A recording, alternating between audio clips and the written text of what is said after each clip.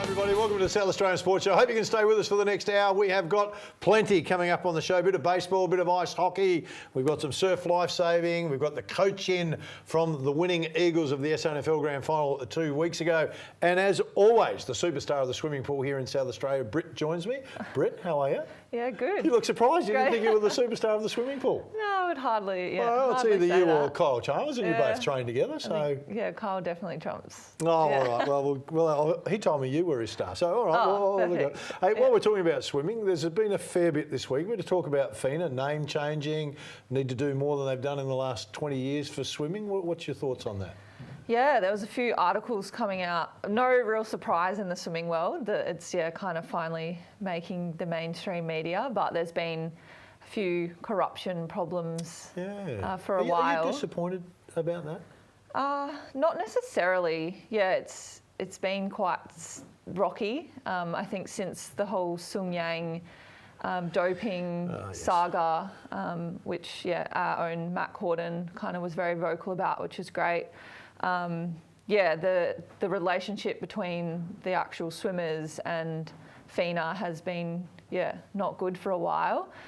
They look after the anti-doping side of things, and more recently Shayna Jack with her doping allegations, and a few years back we had 3 swimmers who had received 3 strikes just from missing their tests, not actually testing positive. So it's been a bit rough for a while, and when the whole Sun Yang thing happened after Rio 2016, I think after the Olympics, normally on average, I would have gotten tested maybe 3 or 4 times a year, whereas after the Olympics and when the 3 got their 3 strikes for missing the test, I think I counted, I was tested 13 times in the space of 3 months. So they were trying to catch you out when you were on your holiday, kind of post-Olympic. Okay. And you have to provide an hour each day where your whereabouts, and they can rock up and test you at any time. So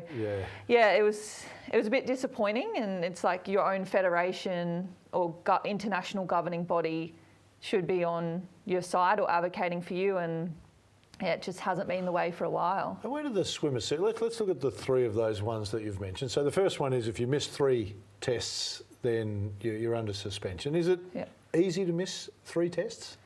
Yeah, I think I've had 1 strike before, and that was just simply, if you change, like life happens. Plans change last minute, and you do it by the quarter. So 3 months in advance, you'll provide your hour testing slot each day, and it's if you're not onto it, I think as you get older and you've been doing it for a while, it kind of just becomes second nature to realise, okay, at 7 p.m. at night is my testing hour. Am I where I'm supposed to be, just in case? So it was actually one of the things when I retired from swimming, it probably was the thing that brought me most joy, was not having to worry for 1 hour each day of, am I in the right spot, or do I need to change my hour testing? Okay, so that's a possible it was quite one. Stressful, All right, so we'll give that one, that's a possible. The Shayna Jack one, is that a possible? How do the swimmers view that? Is it divided? I don't know. I think I feel like she was used as a model in a way, like to draw attention to this stuff. I think which is sad, because I don't think she intentionally took anything, but also my stance on it, and it's always been, is that it's your job as an athlete to 100%. Check absolutely everything that goes in your body, down to the creams you use on your body and everything. Like, it's just, you have to be pedantic, and that's just the way it is. Australia sets such a high benchmark, don't we? The swimmers set such a high benchmark that they're so critical of anyone else, and we're the same in our sport, that gets caught for drug taking. So the minute there's even a whiff that someone might have done it, it draws a massive amount of attention, doesn't it, worldwide? Yeah, and that the Shayna Jack case went global. So it just shows, swimmers can make international news, but I feel like we're the only ones that really are spoken about with. Like, footy players get drug tested all the time, but it's kind of the swimmers are the only ones that are really caught out, or maybe used as examples more so than other sport. Okay, the NBL announced this week, of course, the season's going to start. It's a little bit later, but they're hoping that COVID rule will come in so the crowds can be up. December 3rd, 36ers will be in Tasmania playing against the Tassie Jack Jumpers. Tassie Jack Jumpers? The Jack Jumpers. It's Wowee. a different name, isn't Yeah. it? So always tough when you play your first game against a new team coming in because they're all fired up. It's a big sellout because the crowd's in, so it's an emotive game. And you're a competitor. You know that emotion part, you can get a rise out of it. Yeah, and you don't know what to expect. Like, new team. Have they got many that have signed on? They've got a fairly good group. Yeah. They've got a couple of 30. Well, Jack McVeigh's in. They've got a 36er in there, so he'll know a little bit about them. Although their system should be different. New coach in for them, so it's going to be an exciting year. It's on Channel 10. Lots of TV coverage. So big year for the NBL. Can't wait. Can't wait to tune in. You'll be across it. All right. Yeah, okay. absolutely. Hey, I want to ask you about this. While we're talking about athletes and great Olympians, of course, Rowan Browning. I don't know if you remember him. He was the sprinter, the Aussie sprinter at the Olympic Games that suddenly drew a whole lot of attention. Finally, the Aussies have got a 100-metre sprinter. He raced this week as part of promotion for the Everest, of course, that's coming up, the horse racing, against a horse. So the horse was back placed 220 metres from the finish line. He was 100 metres from the finish line and finished up winning the race. You're joking. Do you remember, I'm sure there was a swimmer, a very famous swimmer. Michael Phelps against he's a fairly famous shark. one, isn't he? He didn't actually physically race the shark, because that's probably a bit more dangerous than a horse. But they did some computer simulation where the shark was actually in the lane with him racing. Yeah. And I think he lost. Yeah, it's a shark. That was his first loss in his career. First and only. Have you ever been asked to do anything silly like that through your swimming career? No. You like race a guy in a kayak or a woman in a canoe or a...